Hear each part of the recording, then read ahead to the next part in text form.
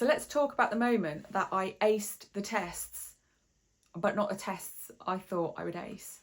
Talking about my autism and ADHD assessments, and more recently, my dyslexia assessment.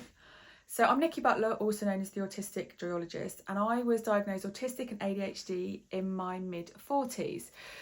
And more recently, it's come to light that I'm dyslexic. Now, I haven't been through formal assessment because as an adult, that's incredibly difficult to go through. But I have done the NHS criteria assessments, the indicators for dyslexia, and the threshold is 37 and I scored over 60.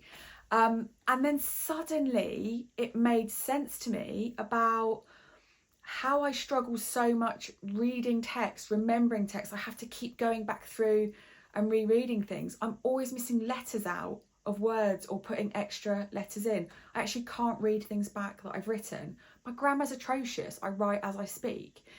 And there's so many other elements that I had never considered I was dyslexic, because I can read and I can write to a reasonable level.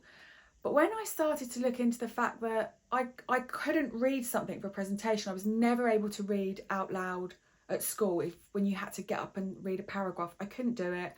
I've never been able to give presentations, and even in my corporate days when I'd have to present on stage, I had to memorise what I wanted to say because I couldn't read from a piece of paper.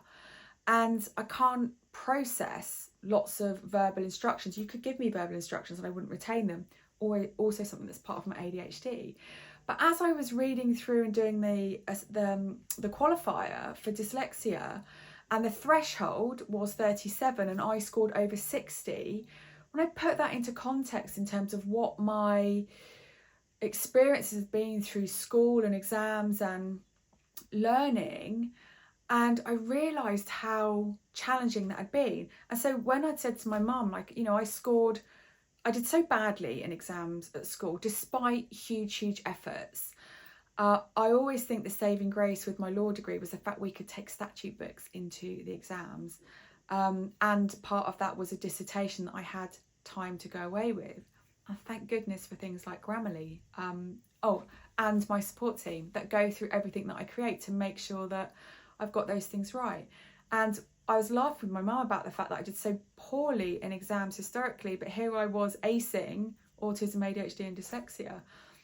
And I wanted to share that with you because for me that was quite amusing, and I'm really trying to embrace my neurodivergence with humour, with kindness, with self-compassion.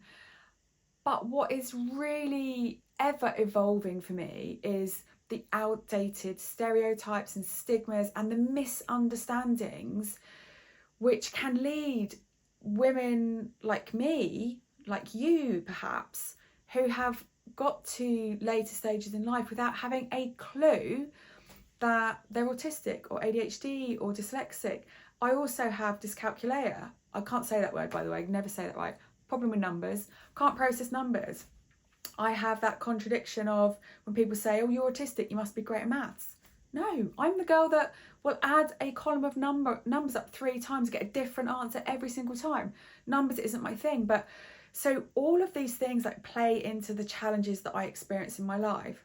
And the reason that I approach it with humour and with self-kindness and compassion is I just now deeply accept that that's who I am and that's a part of me. I don't apologise for that anymore. I don't go out of my way to cover that up or put in this crazy amount of effort that leads to overwhelm and shame and trying to hide like who I really am. And I lean into knowing what my strengths are and harnessing those and being really proud of them, but also ensuring that I've got the right support in place, the right structures, the right tools that allow me to have the help I need in the areas that I find really difficult or really challenging. I've got some great members in my team that approach what I do with real loving kindness and curiosity. You know, I never feel like it's hard to ask for help, hard to say the things that are difficult for me.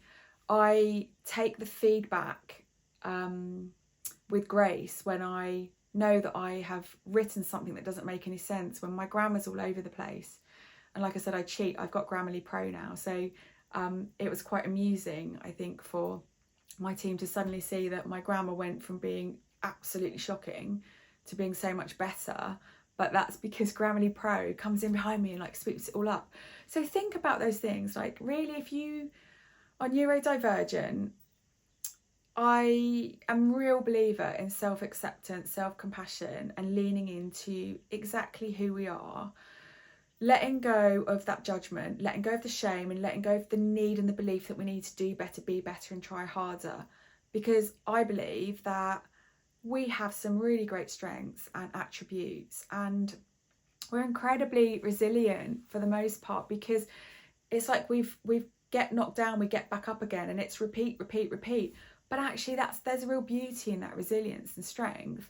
But you can let go of some of that and ask for help and get support, so you can focus on the things that you are really good at, the things you enjoy, that you love, that bring you inspiration and motivation, and let others excel in the areas that are their strengths, that bring you the support that you need. So if you're like me and you've excelled in the assessments and the exams that you hadn't really expected to excel in, embrace it and lean into creating a life that feels like it's got balance, it's got happiness and joy, where you feel supported. I really hope that helps. If you are a fellow high achiever in the autism, ADHD or dyslexia test, feel free to get in touch with me. Love to hear your experiences and thoughts on that. You can pop a comment below the video, reach out on the socials, or of course drop me an email, hello@autisticjoyologist.co.uk. Hope you have a great day.